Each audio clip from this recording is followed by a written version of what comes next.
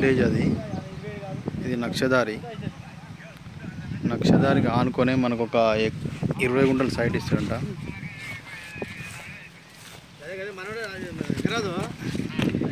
20 గుంటలు టోటల్ ఎకరం ఉంది రైతుకు.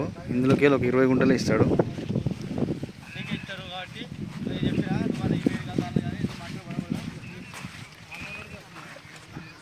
ట్యాంక్ చూడండి, అది విలేజ్.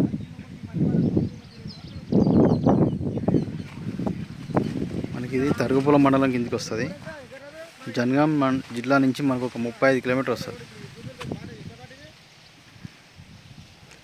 ఇదంతా పత్తి పెట్టింది మొత్తం రైతుదే. ఇందులోకి వెళ్ళి మాత్రం ఒక 20 ఇస్తాడు. 20 గుంటలు ఈ టేక్ షీట్లు వద్దు, ఇట్లా వస్తుంది.